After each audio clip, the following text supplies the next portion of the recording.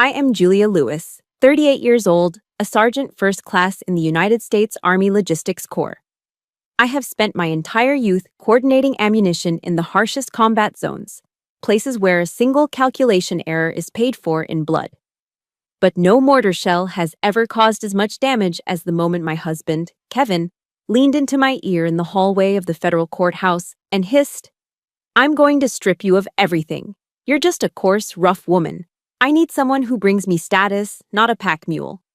Standing right next to him, his young mistress, Sophie, absent-mindedly stroked a Cartier bracelet worth $5,000, an item purchased with the exact hazard pay I bled to earn. They smirked, believing my silence was the submission of a defeated woman. They didn't know that inside the pocket of my worn-out blazer wasn't a handkerchief for wiping away tears, but a USB drive containing enough dirty financial data to send them both to prison. H hour has arrived. If you have ever been treated like an ATM by the person you share a bed with, only to be discarded when you ran dry, hit that subscribe button right now. Today, we are going to teach the ungrateful a lesson about the art of the counterattack. The air conditioning in the hallway of the Arlington Federal Courthouse was set to a temperature that felt less like climate control and more like a morgue. I stood there, my spine locked into a vertical line, heels together, hands clasped firmly behind the small of my back. Parade rest. It was a muscle memory burned into my nervous system over 20 years of service. It was the stance you took when you were waiting for orders, or when you were waiting for a storm to hit. Across the polished terrazzo floor stood Kevin. He didn't look like a man about to face a divorce hearing.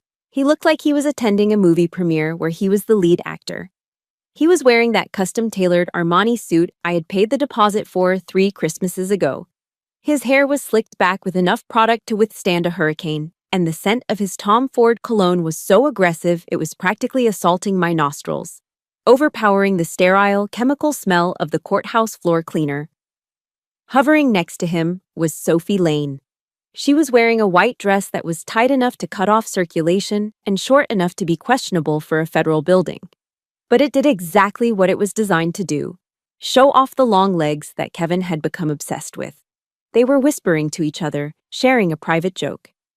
Sophie's giggle echoed off the marble walls, a high-pitched, scratching sound like metal dragging across glass. They looked at me not with anger, but with something far worse: indifference. To them, I was just an old piece of furniture that needed to be hauled away to the dump. Kevin broke away from her and sauntered toward me. He didn't stop at a respectful distance. He invaded my personal space, using his 6'2" frame to loom over me, a tactic he used to intimidate subordinates in the corporate world. He leaned down, his voice dropping to a faux sweet register that dripped with venom.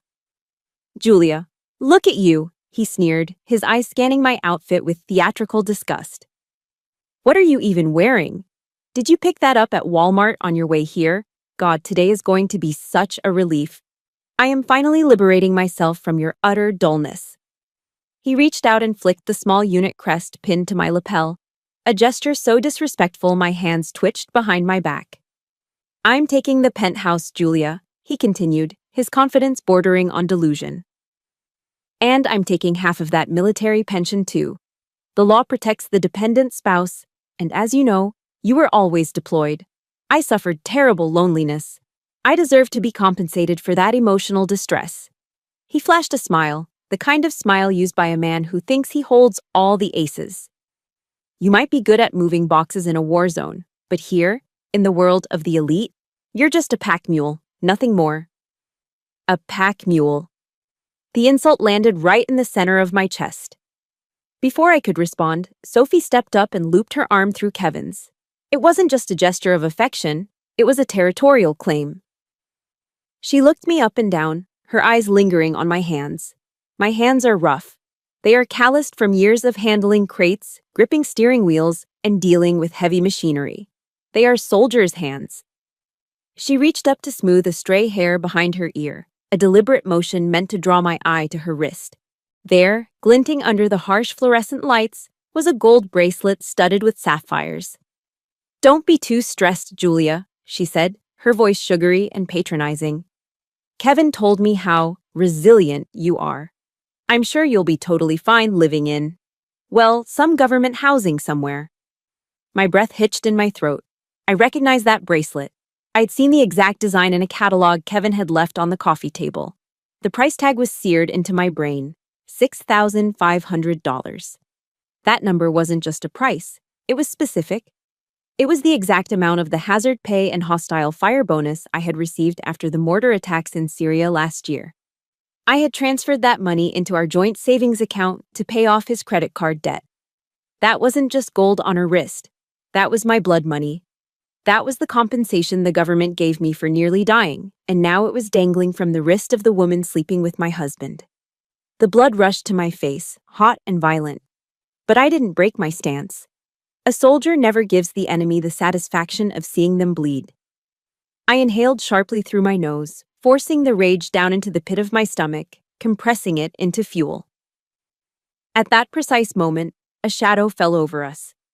Mr. Harold Whitman, my attorney, stepped into the circle. Harold didn't wear Armani. He wore a suit that looked like it had been bought during the Reagan administration, carrying a leather briefcase that was battered and scarred. But his black leather shoes were shined to a mirror polish that would make a drill sergeant weep with joy. Harold was a Vietnam vet, a former Marine who had seen things Kevin couldn't even imagine in his nightmares. Harold didn't even acknowledge Kevin or Sophie. He didn't look at them. He stood shoulder to shoulder with me, staring straight at the heavy oak doors of the courtroom. Sergeant Lewis, Harold's voice was a low rumble, like distant thunder.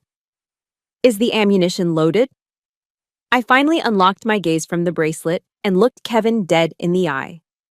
For the first time in months, he didn't see the sad, tired wife begging for affection. He saw Sergeant First Class Lewis. My eyes were cold, empty. Roger that, sir, I replied, my voice steady as a flatline. Locked and loaded. Safety is off.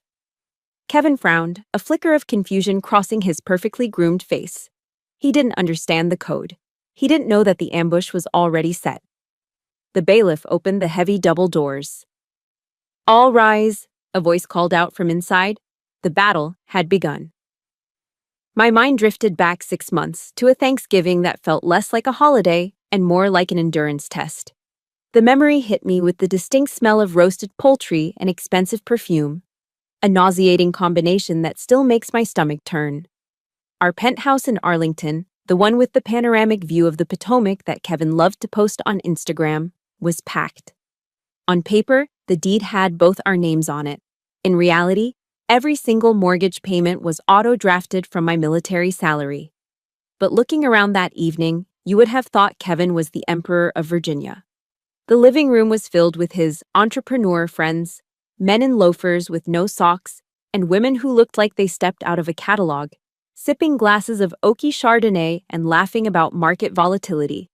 I, on the other hand, was in hell. Or rather, the kitchen. The oven was blasting heat into the small space, turning it into a sauna. I was wrestling a 20-pound turkey out of the roasting pan, sweat trickling down my spine and soaking into my shirt. My lower back throbbed. A persistent reminder of a Humvee rollover in Iraq 3 years ago that the VA was still processing. I gritted my teeth, ignoring the pain, and glanced through the pass-through window. Kevin was holding court in the center of the room. He had a crystal wine glass in one hand, his face flushed red with excitement and alcohol.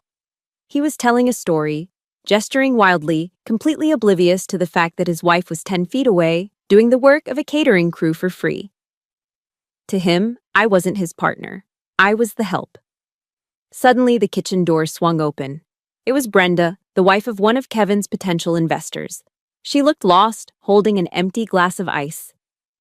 "Oh, Julia," she exclaimed, her eyes widening as she saw me wiping grease off my forehead with the back of my hand.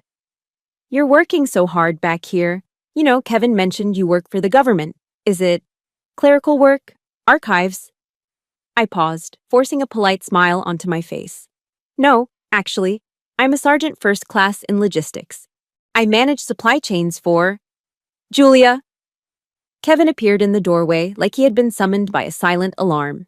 He cut me off mid-sentence, his voice booming with forced cheerfulness, but his eyes were hard, warning me to shut up. She handles inventory paperwork, Kevin said, dismissing my entire career with a wave of his hand. He walked over and draped an arm around my shoulders, his fingers digging into my trapezius muscle hard enough to bruise. It looked like a hug. It felt like a muzzle. You know how the Army is. It's all very manual, bureaucratic. Not exactly the high-level strategic business mindset we operate on, right, guys? He laughed, and the group in the living room laughed with him, a chorus of obedient sycophants. Julia doesn't really get macroeconomics, he added, squeezing my shoulder tighter. She's just really good at roasting birds. The room erupted in laughter again. I stood there, frozen, the heavy turkey platter burning my hands through the oven mitts. I felt like I had been slapped. My 20 years of service, my rank, my expertise, reduced to roasting birds because my husband was ashamed of having a wife who wore combat boots instead of Louboutins. The night dragged on. I carried out trays of stuffing and mashed potatoes, trying to make myself invisible. As I refilled wine glasses, I heard Kevin's voice rise above the din.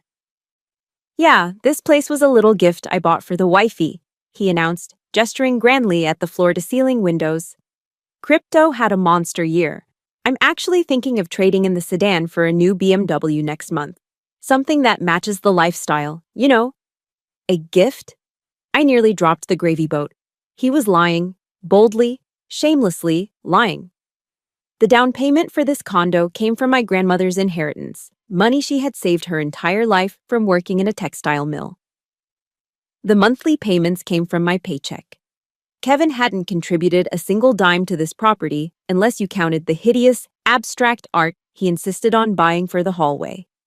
He was building a monument to his own success using my sweat and my grandmother's legacy as the bricks.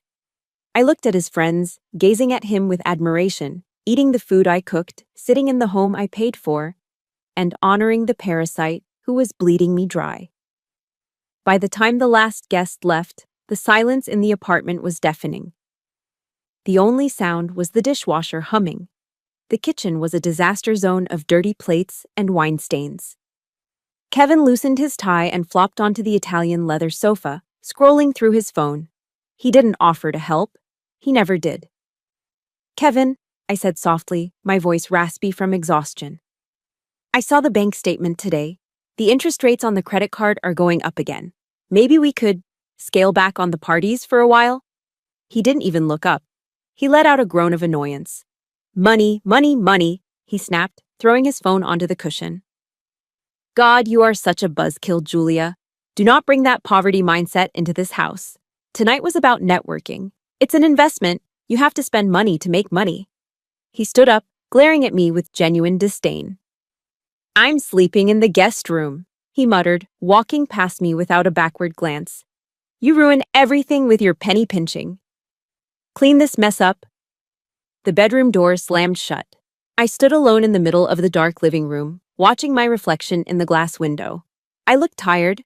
I looked old. And for the first time, the truth hit me with the force of a physical blow. I didn't have a partner. I didn't have a family.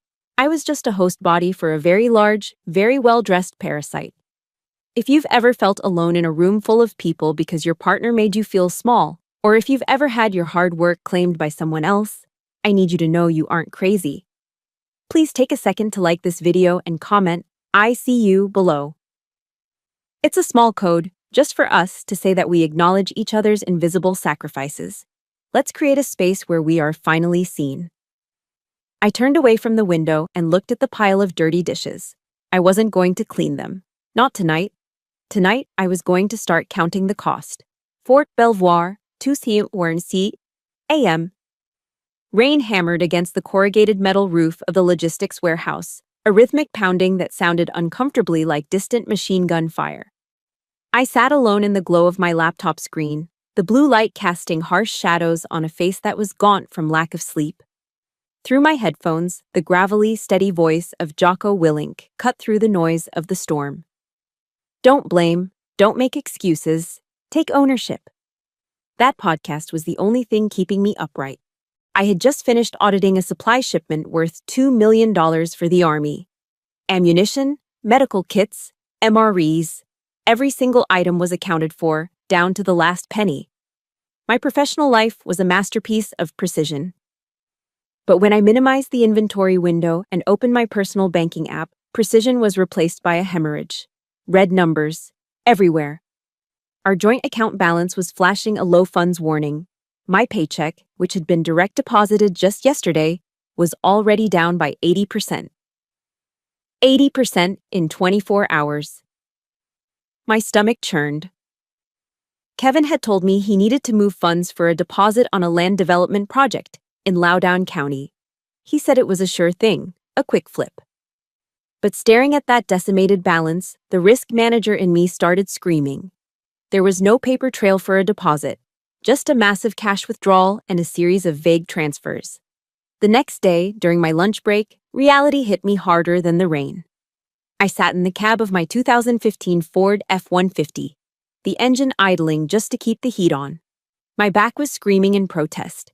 The damp weather always aggravated the old injury, so I had slapped a thermal patch on my lumbar spine just to get through the shift. Lunch was a sad affair, a sandwich made from stale bread and discount deli ham I'd brought from home, washed down with a bottle of tap water refilled for the third time. I stared at the dashboard, doing mental math. I wanted a coffee, a real coffee. A $5 latte from Starbucks would have felt like heaven right now. But I didn't dare swipe my card. What if it was declined? What if the clerk looked at me with pity? Ping. My phone lit up on the passenger seat. A notification from the bank. Transaction alert, the Capitol Grill, Washington, D.C. Amount, 450 benitos ears. I froze, a piece of dry crust halfway to my mouth. The Capitol Grill. It was the kind of place where senators and lobbyists ate dry-aged steaks and drank wines older than me. Kevin was eating lunch there right now. $450 for lunch. That was my entire grocery budget for the month. That was 2 weeks of gas for my truck. I looked down at the pathetic sandwich in my hand, feeling the bile rise in my throat. I was literally eating garbage in a parking lot so my husband could feast on Wagyu beef and play big shot with money he didn't earn. Something was wrong. Fundamentally, catastrophically wrong. I reached for my phone and rewound the Jocko podcast a few seconds. The most dangerous enemy isn't the one standing in front of you with a gun. It's the one standing behind you with a smile. The words hit me like a bucket of ice water. I had trusted Kevin because that's what wives do. I let him handle the investments because he said he was the expert, the businessman with the vision. But looking at that $450 notification, I realized I wasn't a partner. I was a hostage, a financial hostage. I wiped my mouth and tossed the sandwich wrapper into the footwell. The exhaustion that had been weighing me down suddenly evaporated, replaced by a cold, sharp clarity. The soldier was waking up. I needed evidence. I needed to audit my own life. I didn't go home after my shift. Kevin would be there, probably exhausted from his meetings, expecting dinner. Instead, I drove to the public library 3 towns over, a place Kevin wouldn't be caught dead in. I found a secluded corner and opened my personal laptop. My fingers hovered over the keyboard. I navigated to the login page for the secondary credit cards, the ones Kevin insisted were emergency only, and kept in his name, though I was the primary account holder. I typed in the password we had always used. Our anniversary 105. Access denied. My heart skipped a beat. He'd changed it. He'd locked me out of my own credit line without telling me. I clicked Forgot Password. The security question popped up. What was the name of your first pet? I stared at the screen. Kevin didn't have a first pet, but he had a first love, a high school girlfriend he talked about way too much when we first started dating. Her dog's name was Buster. It was a long shot, a guess born of suspicion and cynicism. I typed it in, Buster, access granted. The dashboard loaded and the list of transactions unspooled down the screen like a receipt from hell. There was no land deal. There was no real estate investment. Instead, I saw a litany of betrayal. Victoria's Secret, Tiffany & Co., BetMGM Online Casino, the Ritz-Carlton, Tyson's Corner, Tuesday, 1 p.m. Tuesday at 1 p.m. He was supposed to be at a strategy meeting. I scrolled further. Thousands of dollars, tens of thousands, wasted on lingerie that wasn't for me, jewelry I never received, and gambling losses that made my head spin. My hand shook as I reached for my phone to take a picture of the screen. I wasn't shaking from fear. I was shaking from a rage so pure it felt like burning magnesium. The enemy had finally revealed himself, and he was sleeping in my bed. I did not drive to K Street in downtown Washington, D.C., where the glass-walled law firms charge $500 an hour just to watch you cry while they check their Rolexes. I didn't need a lawyer who saw me as a billable hour. I needed someone who understood the code. Instead, I drove my truck to the outskirts of Arlington, pulling into the gravel lot of VFW Post 150. The Veterans of Foreign Wars Hall didn't look like a place of salvation. It was a low-slung brick building with a faded sign and a parking lot full of domestic pickups and motorcycles. Inside, the air was thick with the smell of stale cigarette smoke, old wood polish, and cheap beer. A scent that would send most of Kevin's friends running for the hills. But to me, it smelled like safety. It smelled like truth. Harold Whitman was sitting at the far end of the bar, polishing his bifocals with a cocktail napkin. Harold was a former Marine infantry officer who had done 2 tours in Vietnam before putting himself through law school on the GI Bill. Now, he specialized in defending service members who were being screwed over by the system, or their spouses.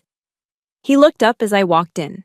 My eyes were puffy from crying in the truck, but I held my posture rigid, trying to project strength I didn't feel. Harold didn't offer a platitude. He didn't ask, "How are you?" because he could see the answer written on my face. He simply slid a coaster across the bar, placed a cold bottle of beer on it, and spoke in that gravel mixer voice of his. "Sit down, Sergeant," he grunted. "You look like you just walked through a minefield without a metal detector." I sat on the cracked vinyl stool and placed the stack of papers I had printed from the library onto the sticky bar top. My hands were shaking so bad the papers rattled against the wood. "He says I'm paranoid, Harold," I whispered, my voice threatening to crack. "He says I don't know how to manage money. He says I'm crazy." Harold put his glasses on and pulled the stack toward him. He didn't look at the numbers like an accountant. He looked at them like a recon scout analyzing a terrain map for enemy positions. His thick gray eyebrows furrowed as he flipped page after page. "Victoria's Secret," he read aloud, his tone flat. "Day spa packages, first-class tickets to Vegas on a Tuesday." He stopped and looked up at me over the rim of his glasses. The compassion in his eyes was there, but it was overshadowed by a cold, hard fury. "Julia," he said firmly, "this isn't poor management. This isn't you being crazy. This is a systematic extraction of assets. He isn't just spending your money, he's bleeding you dry." Hearing someone else say it, hearing a man of honor call it what it was, broke something inside me. The dam finally burst. I put my head in my hands and let out a sob that I had been holding back for 6 months. It wasn't a cry of weakness. It was the terrifying relief of validation. I wiped my face quickly, embarrassed by the outburst. Instinctively, I pulled my hands off the table and tucked them into my lap. I hated my hands. They were rough, dry, and scarred from years of loading pallets and fixing engines. Kevin had always made a point of staring at them with disgust, telling me they didn't deserve to wear the diamond ring he had bought on credit. Harold noticed the movement. He reached across the bar and gently grabbed my wrist, pulling my hand back onto the table.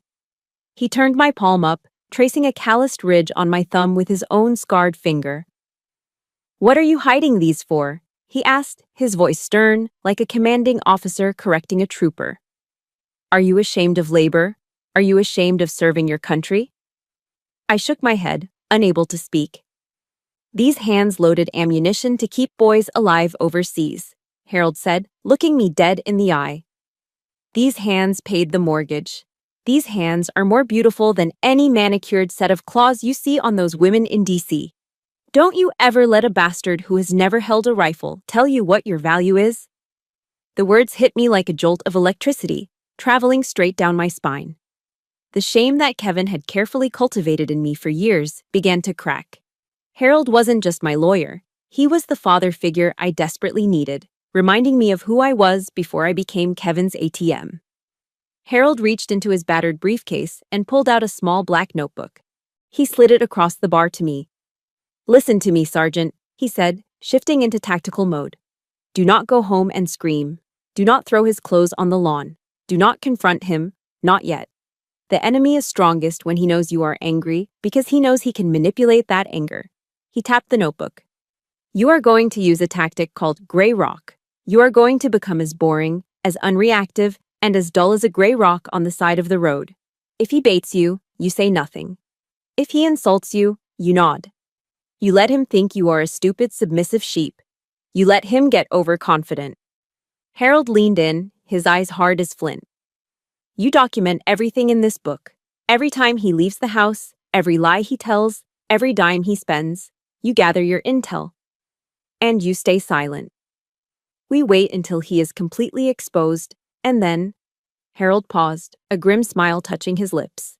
"Then we drop the bomb." I picked up the black notebook. It felt heavy in my hand, like a weapon. I nodded, tucking it into the inside pocket of my jacket, right over my heart. "Roger that, sir," I said. "Operation Balance has begun." I walked out of the VFW and into the gray Virginia afternoon. The sky was overcast, but for the first time in a long time, the fog in my head was gone. I had a mission, and I wasn't fighting alone anymore. When I unlocked the front door of the penthouse, Kevin was waiting for me. He was standing in the foyer holding a massive bouquet of long-stemmed red roses, wearing a smile that was bright enough to blind oncoming traffic. It was the same smile that had charmed me 10 years ago, back when I thought he was a misunderstood genius. Now, looking at him under the cold LED lights of our hallway, it just looked like the smile of a used car salesman trying to offload a lemon with a cracked transmission.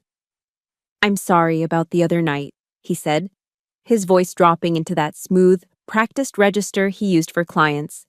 "I've been so stressed with the market. I just want to secure our future, you know? I shouldn't have snapped at you." He thrust the bouquet toward me. In psychology textbooks, this is called love bombing. It's a classic manipulation tactic. The narcissist senses their victim is pulling away, so they flood them with affection and gifts to reel them back in, to reset the cycle of abuse. He could feel the distance I had put between us, and he was yanking on the leash. I took the flowers. My face remained completely neutral. I didn't smile. I didn't frown. I became exactly what Harold had told me to be, a gray rock. "Thanks," I said, my voice flat and uninteresting. "They're nice." I turned my back on him before he could lean in for a hug, walking straight to the kitchen to find a vase. I could feel his eyes boring into my back, confused by the lack of emotional payoff. He wanted gratitude, or he wanted an argument. He didn't know what to do with indifference, but Kevin wasn't one to give up easily. He followed me into the kitchen, reaching into his pocket and pulling out a small, elegantly wrapped black box. "I got this for you, too," he said, sliding it across the granite counter. A new perfume. Something a little more sophisticated than that machine oil smell you always seem to carry around. I untied the ribbon and opened the box. Chanel No. 5. It was expensive, it was classic, and it was exactly the kind of gift you give someone when you don't know them at all. Or worse, when you don't care. I am allergic to the aldehydes in Chanel No. 5. It gives me a migraine within 10 minutes and makes my throat close up. Kevin knew this. We had left a dinner party 3 years ago because the hostess was wearing too much of it. He hadn't bought this for me. He bought it because he liked the smell. Or maybe Sophie liked the smell. Or maybe it was just a gift with purchase he got for free when he bought something for her, and he figured he could toss the scraps to his wife to keep her quiet. Disgust rose in my throat like bile. I wanted to throw the bottle at the wall. Instead, I carefully closed the lid and placed it on the counter. "I'll save it for a special occasion," I lied. Kevin nodded, looking satisfied. He believed he had successfully purchased my silence with a bottle of poison. Dinner was a quiet affair. I had refused to cook, citing a late shift, so we were eating delivery pizza straight from the box. Kevin hated eating pizza without a plate, but I didn't get up to fetch one. Midway through his third slice of pepperoni, he wiped his mouth and looked at me with faux concern. Here it came, the gaslighting. "You know, Julia," he started, tilting his head. You've been acting really strange lately. You're so withdrawn, sullen. Are you sure you aren't depressed? I know deployment can mess with your head. He paused, letting the implication hang in the air. I have a buddy who knows a great therapist, he continued. Maybe you should go talk to someone. You seem unstable. My hand tightened around my water glass. He was trying to plant the seed. He wanted to label me as mentally unstable or depressed, so that if I ever tried to expose him, no one would believe me. Oh, poor Julia. She's just having a breakdown. She's imagining things. I chewed my pizza slowly, forcing myself to swallow. I looked at him, but I didn't really see him. I looked through him, staring at the wall behind his head. I'm fine, Kevin, I said, my voice monotonous. Just busy at work. End of fiscal year inventory. Kevin frowned. His brow furrowed in annoyance. He wasn't getting the reaction he craved. He wanted me to cry, to deny it, to fight back so he could call me hysterical. My silence was starving him. It was driving him insane. That night, the bedroom was suffocating. I lay on my side of the bed, facing the window, my back to him. Kevin fell asleep almost instantly, snoring loudly and rhythmically, like a toddler without a care in the world. How could he sleep? How could he lie there, comfortable in the bed I bought, in the house I paid for, after spending the day lying to my face? I stared into the darkness, my eyes wide open. On the nightstand, Kevin's phone buzzed. Once. The screen lit up the room with a harsh white glow for a split second before going dark again. It was 2:00 in the morning. I didn't need to be a detective to know who was texting him at this hour. My heart hammered against my ribs, a frantic drumbeat of adrenaline. Every instinct in my body screamed at me to grab the phone, to wake him up, to scream at him until he confessed. But I didn't move. Harold's voice echoed in my head. Wait until he is exposed. Don't let him manipulate your anger. I couldn't act on a hunch. A late-night text could be explained away as a wrong number or spam. I needed physical evidence. I needed something tangible, something he couldn't gaslight his way out of in a courtroom. I waited. 5 minutes. 10 minutes. Kevin's breathing deepened into the heavy, slack-jawed snore of deep REM sleep. Slowly, carefully, I slid out from under the duvet. My bare feet touched the cold hardwood floor. I didn't make a sound. I moved with the silent precision of a soldier on patrol in enemy territory. I crept out of the bedroom and headed toward the laundry room. It was time to see what secrets he was carrying in his pockets. 3:00 in the morning. The basement laundry room was silent except for the low hum of the dehumidifier. I stood over the pile of dirty clothes, sorting whites from darks. It was a mundane task, but 20 years in the Army had drilled a specific habit into me: always check your gear. Before you wash a uniform, you check the pockets for live rounds, lighters, or sensitive intel.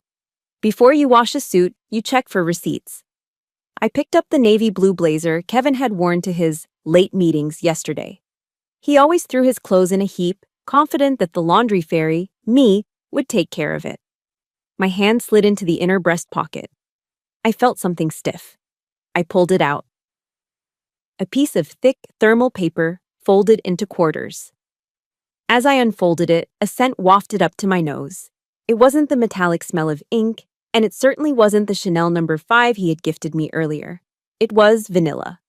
Sickly sweet, cloying vanilla. The kind of cheap body spray teenagers wear. My heart began to beat faster, a heavy thud-thud-thud against my ribcage like a war drum. I smoothed the receipt out under the harsh white glare of the fluorescent tube light overhead. Cartier, Tyson's Corner Galleria. Date, yesterday. Time, 2:30 p.m. Item, love bracelet, 18K gold.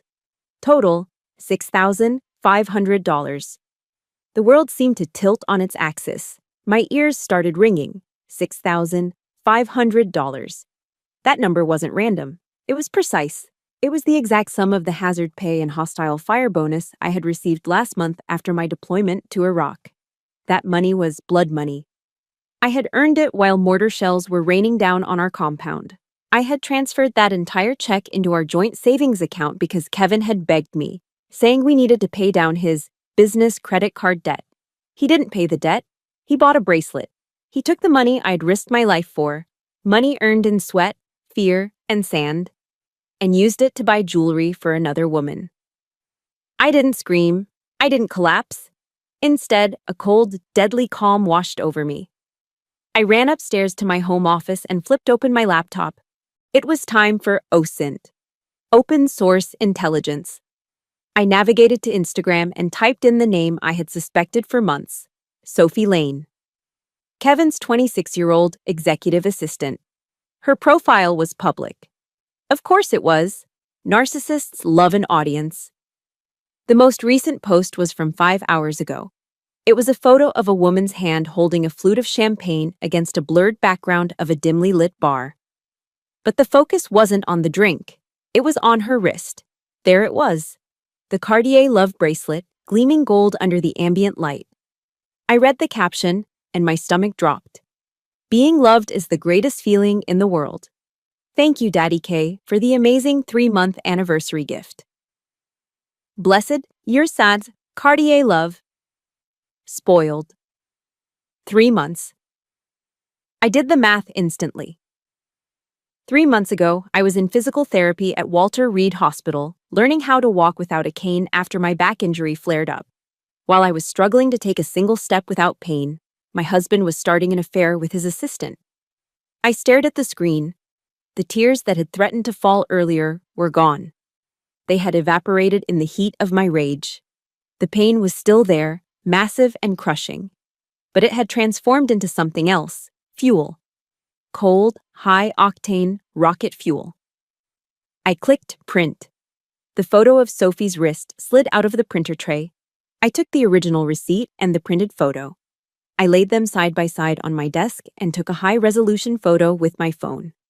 Then, I uploaded the files to a secure cloud drive that Kevin didn't know existed.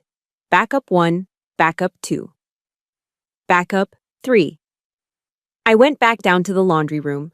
I folded the copy of the receipt, not the original, and tucked it back into Kevin's jacket pocket. I wasn't going to wake him up. I wasn't going to confront him. Not yet. I put his suit into the dry cleaning pile. I would have it pressed and pristine for him tomorrow. He would wear the jacket of his betrayal to work, completely unaware that I had the evidence to destroy him.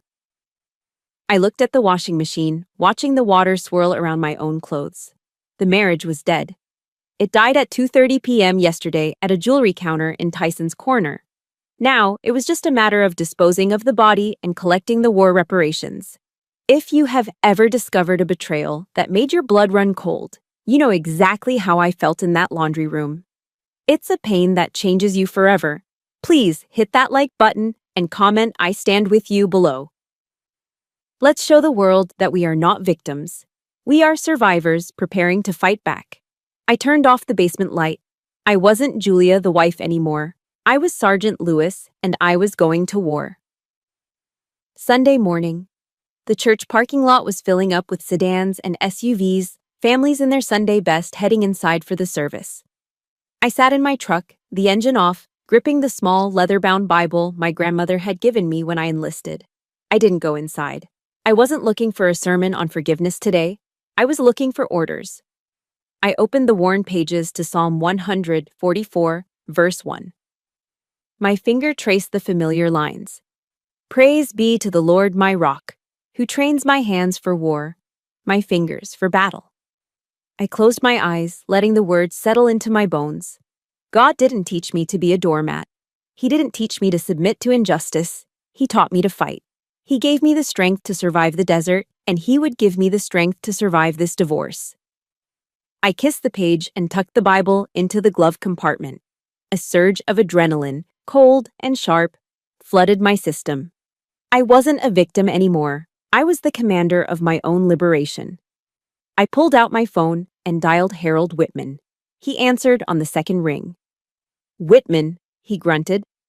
It's Lewis, I said, my voice steady. Activate Operation Balance. I have the evidence. Now I'm going for the kill. Over the next few weeks, I transformed our garage into my personal TOC, Tactical Operations Center. While Kevin was working late, which I now knew meant drinking champagne with Sophie. I went to work on the family computer. It was a shared desktop in the study, and Kevin, in his arrogance, had never bothered to log out of his iCloud account. He assumed I was too technologically illiterate to snoop. Big mistake.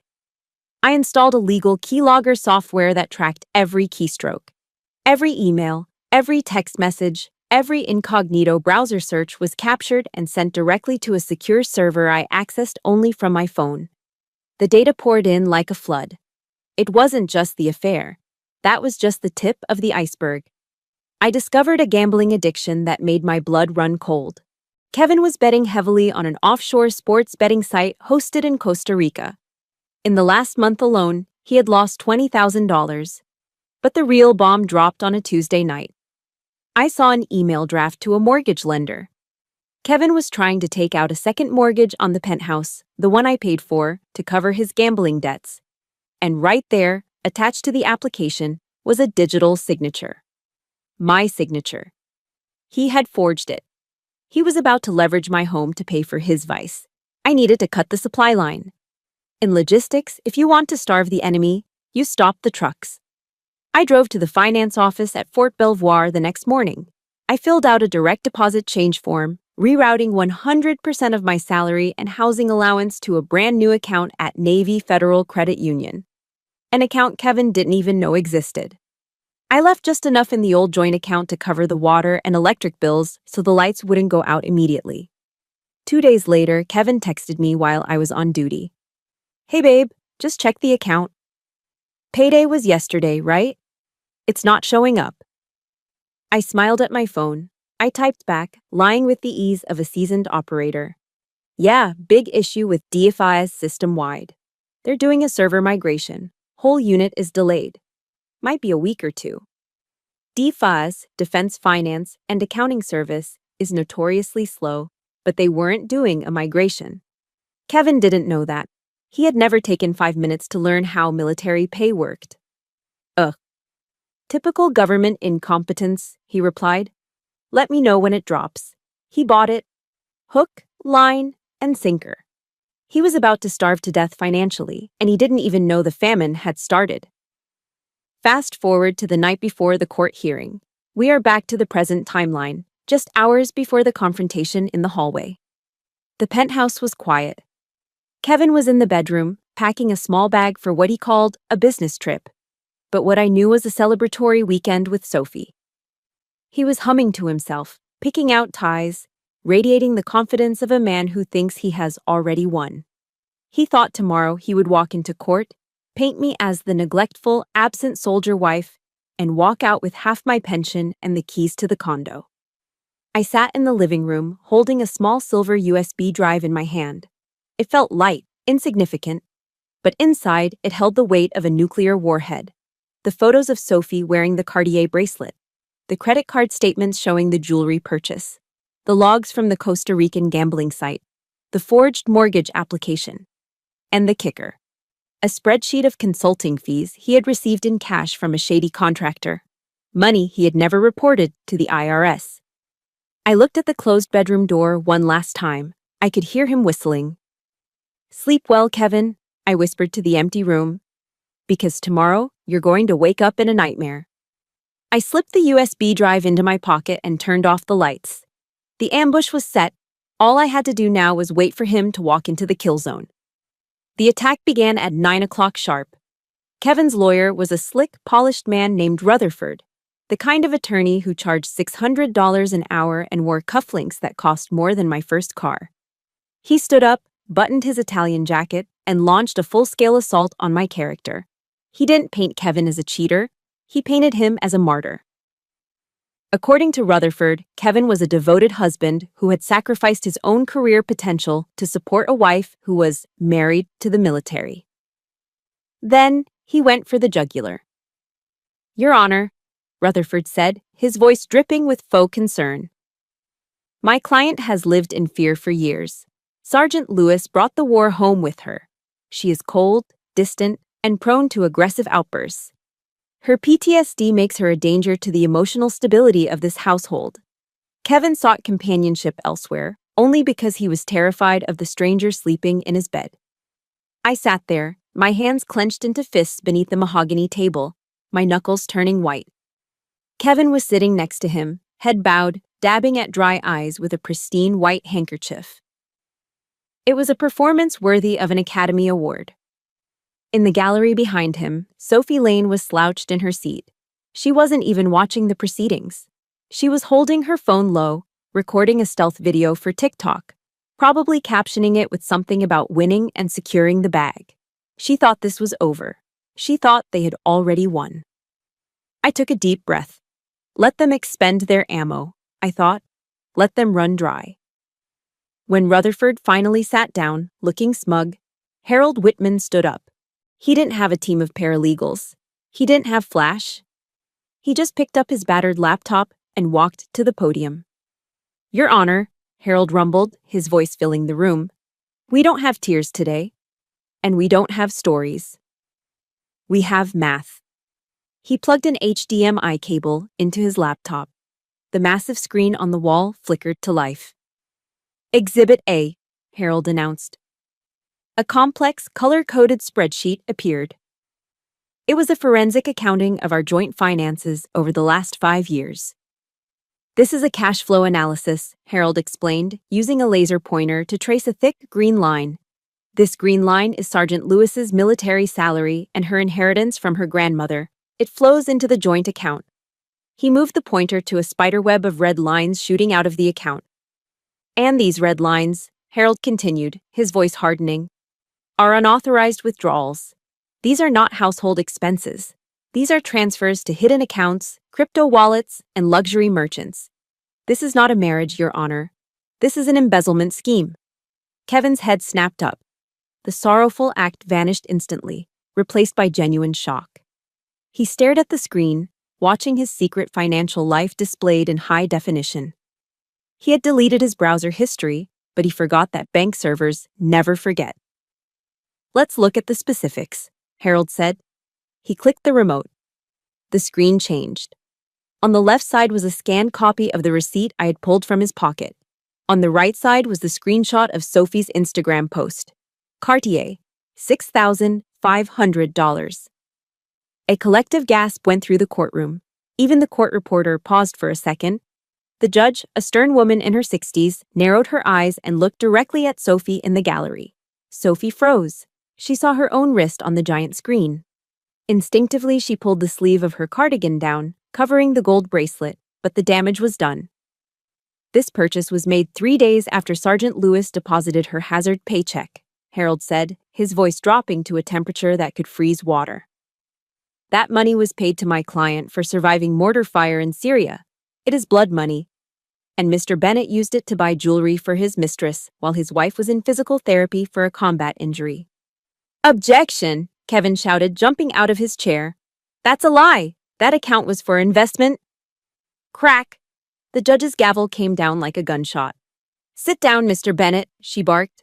"One more outburst, and I will hold you in contempt." Kevin collapsed back into his chair. His face was crumbling. The confident, arrogant narcissist was gone. He looked around the room, desperate for an ally, but all he saw were eyes filled with disgust. "We aren't done," Harold said. "Exhibit C." The screen changed one last time. This was the kill shot.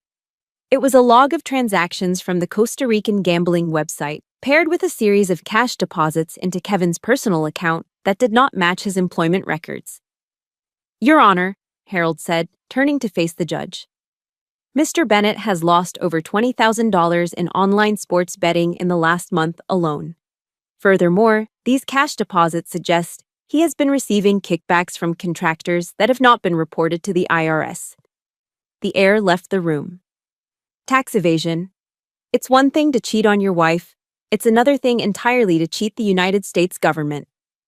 Kevin's face went from red to the color of old paper.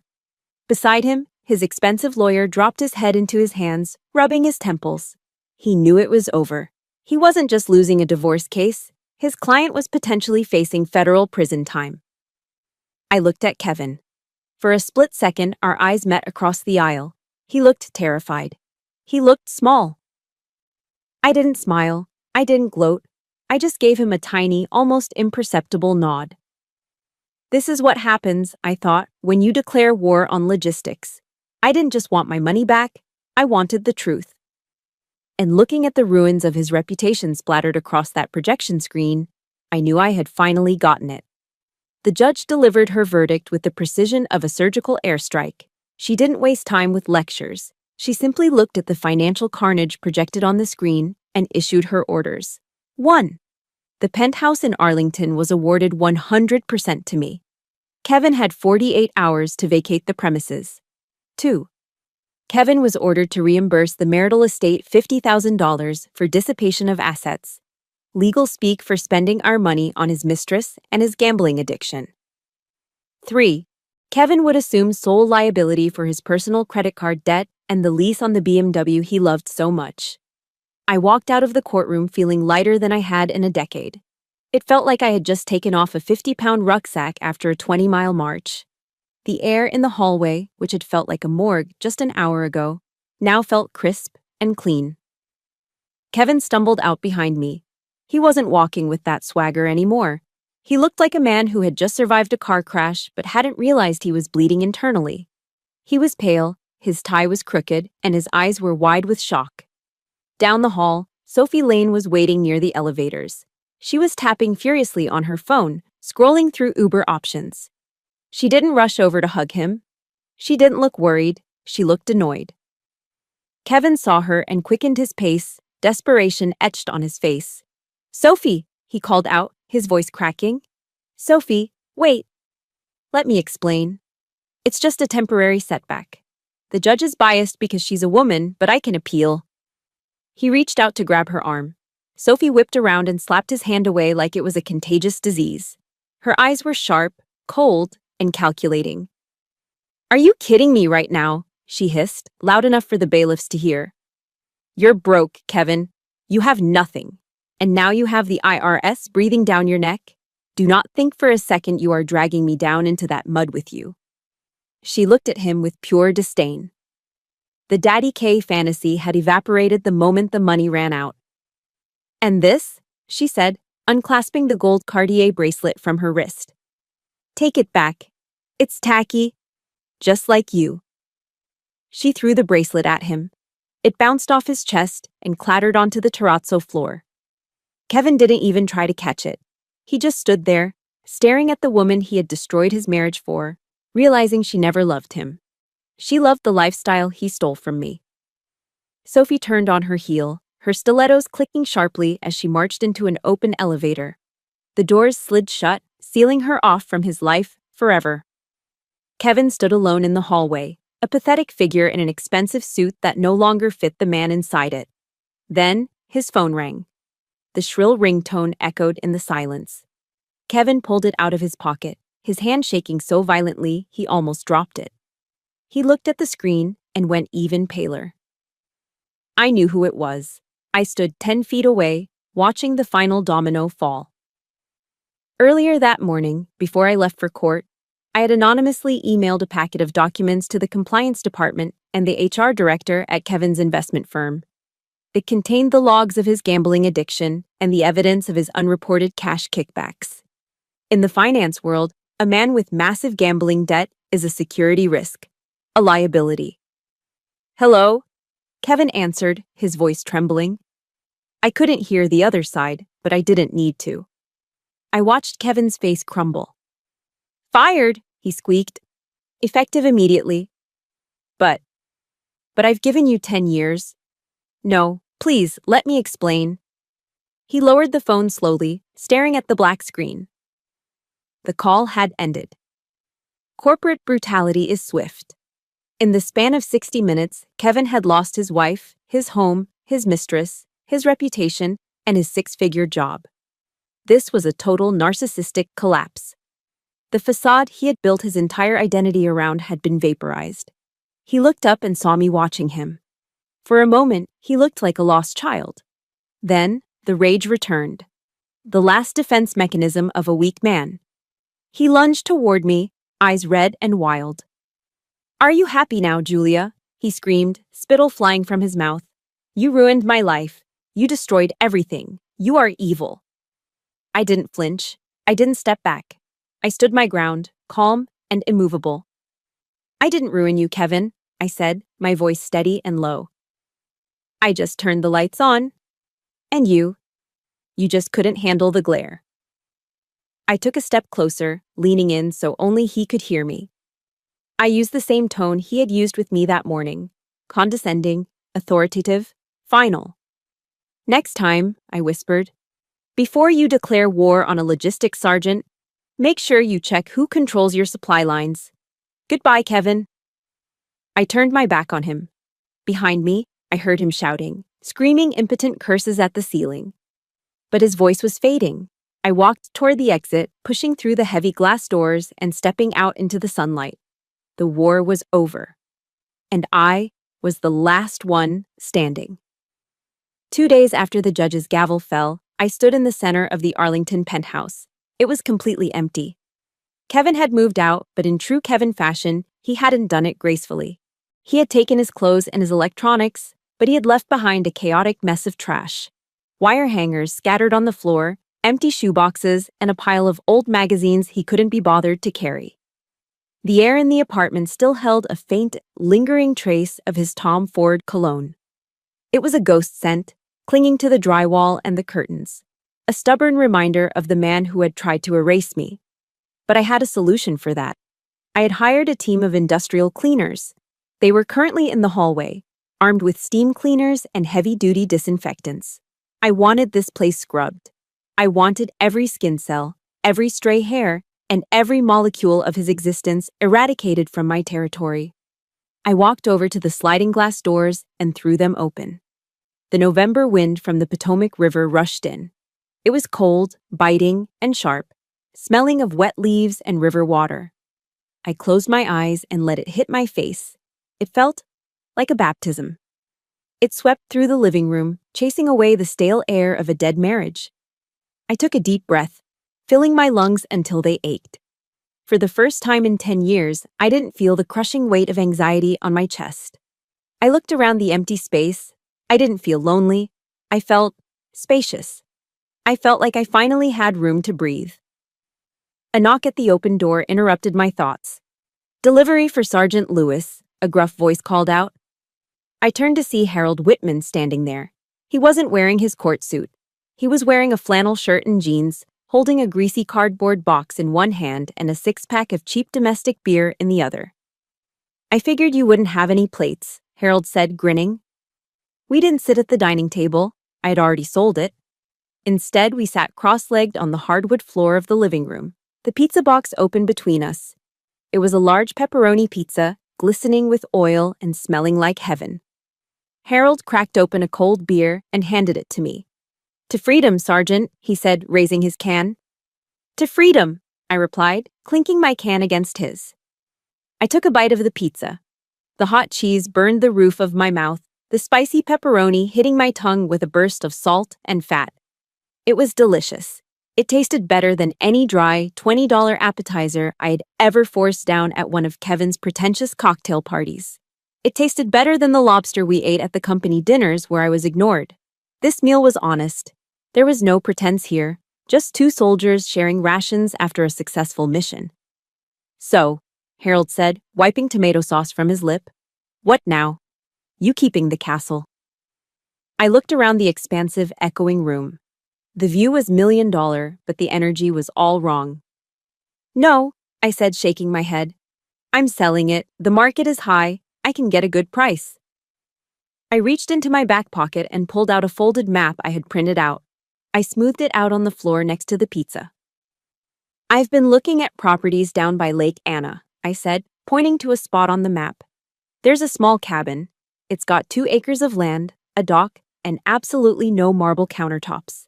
It's quiet. It smells like pine trees, not exhaust fumes." Harold nodded approvingly.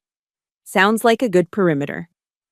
"And," I added, a genuine smile spreading across my face, "I'm going to get a dog. A golden retriever. I'm going to name him Scout. Just me, the dog, and the water." "You don't need a man in that picture?" Harold asked, his eyes twinkling. "No," I said firmly. "I don't need anyone to define my happiness anymore. I have my career. I have my own money, money that is safe in a credit union nobody knows about. And I have my freedom. I spent 10 years serving a man who saw me as an appliance. I'm going to spend the rest of my life serving myself. Harold raised his beer again. To scout, he said. To scout, I agreed. Before I left the apartment for the final time, I went into the master bathroom. The cleaners had polished the mirror until it was streak-free. I looked at the woman staring back at me. She looked different than she did 6 months ago. There were fine lines around her eyes that hadn't been there before. Her skin looked a little weathered. She wasn't 25 anymore. I looked down at my hands resting on the granite counter. They were still rough. They were still calloused. There was a small scar on my knuckle from where I had scraped it loading a crate last week. But my back was straight, my chin was up, and my eyes were clear. They were the eyes of a woman who had walked through fire and come out made of steel. I reached up and touched the small military crest I had pinned to my jacket, the same one Kevin had flicked with such disdain in the courthouse hallway. I had won the hardest battle of my life. I hadn't fought for territory or oil. I had fought for my own value. If you are listening to this story right now and you feel stuck, if you feel like you are being used, ignored, or underestimated by the people who are supposed to love you, please remember this. You are stronger than you think. You have reserves of courage you haven't even tapped into yet. Do not wait for a knight in shining armor to come and save you. Knights don't exist, but commanders do. Gather your intel. Make your plan. Secure your resources and save yourself. You are the commander of your own life. Do not ever hand the steering wheel to anyone else. I took one last look at the empty penthouse, turned off the lights, and closed the door on the past. I am Julia Lewis. Mission complete. Looking back, the most valuable lesson I learned wasn't about revenge. It was about the logistics of self-respect. In the Army, we are taught that you cannot secure a perimeter if you don't know what you are protecting. For years, I left the gates to my life wide open because I thought love meant total surrender. I was wrong. True love, whether from a partner or for yourself, never requires you to bankrupt your dignity or your bank account. Your skills, your intuition, and your scars are not liabilities. They are your armor. Never let anyone convince you that your strength is a flaw. Now, I'm turning the briefing over to you. Have you ever ignored a red flag because you wanted to believe the best in someone? Or have you ever had to audit your own life to find the truth? Drop a comment below with your story. I read every single one, and your experience might be the survival guide someone else needs right now. If Julia's journey resonated with you, please hit that like button and subscribe to the channel. Join our squad. Here, we don't just tell stories. We share the blueprints for taking our power back. Stay strong and stay vigilant.